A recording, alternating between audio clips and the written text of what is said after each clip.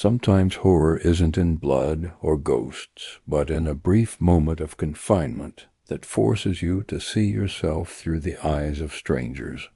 A moment when time becomes the enemy and space becomes a narrow metal tomb. Our story tonight begins in an old elevator in an abandoned building on the outskirts of the city. It lasts half an hour, but it can stretch in your head much longer. So welcome to our journey today.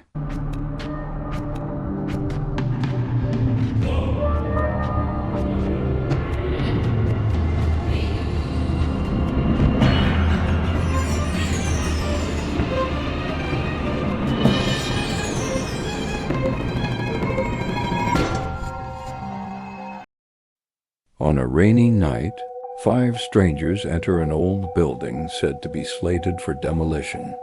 John, a sales clerk in his 30s, carrying a leather bag. Anna, a university student with worried eyes, headphones dangling around her neck. Leo Thomas, a man in his 50s with a stern expression, carrying a bag of food. Mary, an elegant woman in her 40s, nervously looking at her watch.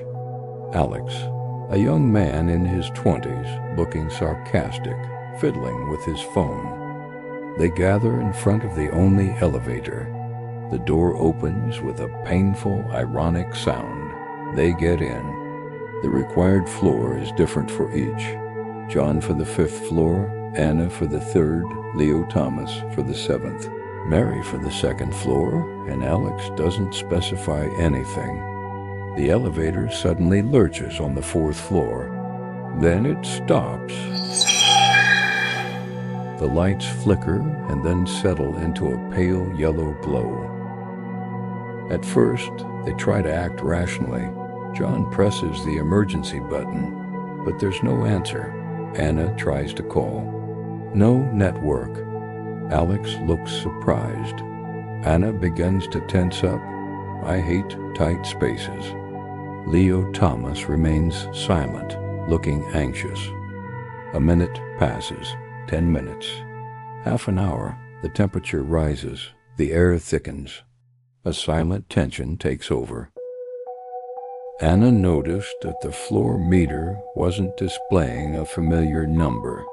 A small, old-fashioned screen illuminated in red read -1. Is he on -1? She asked.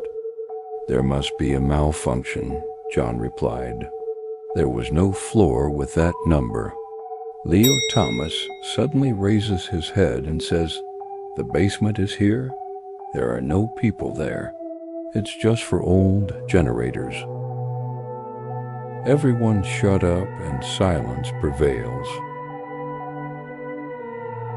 Alex decides to force the door open. He succeeds, but what appears behind the door isn't the wall of the elevator shaft. It's a long, dark corridor with damp walls and intermittent neon lighting. Alex says, "Someone come with me? Let's see what's going on." But no one moves. Alex laughs mockingly and steps out of the elevator.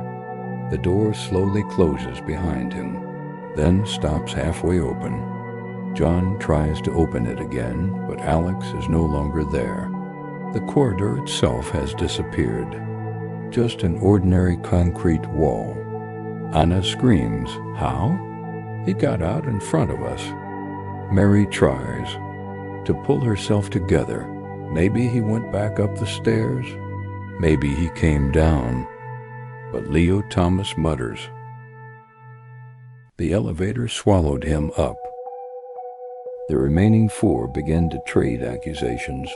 John, someone opened the door and pulled it open.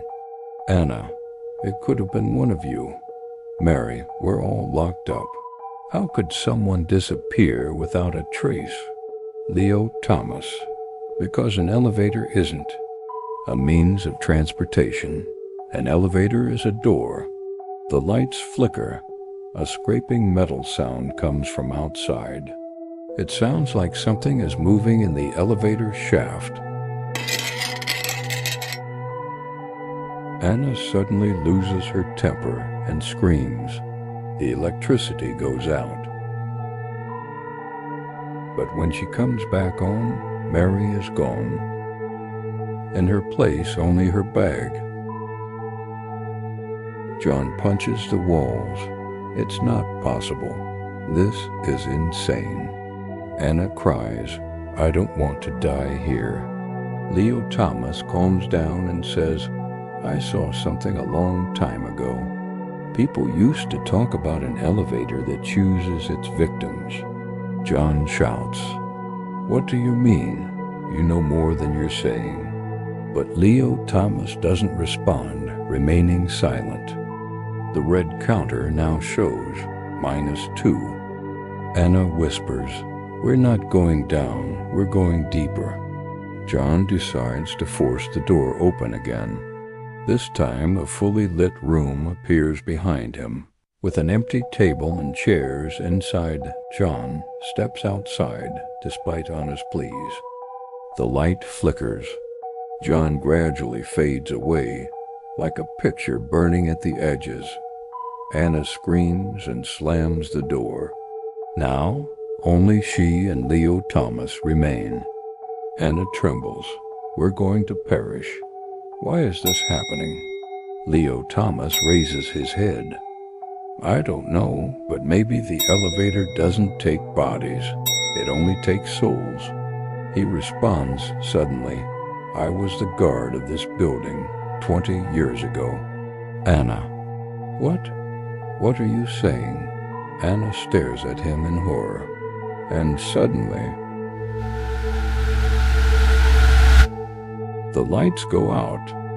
The silence is suffocating. When she returns, the elevator is empty. Only Anna's bag is lying in the corner. Here, Leo Thomas sits alone. Sweating, he stares at the red counter. The screen displays -3. He smiles bitterly and fearfully and mutters. Next floor. The elevator shakes. The door opens slowly, but no corridor or room appears. Just absolute darkness, like a void. Leo Thomas's hand disappears when he extends it. Then darkness swallows him whole. All that remains is the bag of food he was carrying, but it has no food. Only a single letter inside. Why didn't you tell them the truth? Share your opinion with me. What truth did Leo Thomas know and not tell them? And where did they all go? Now tell me, from which country did you watch the story? What time is it now? What is your favorite time to watch and share stories?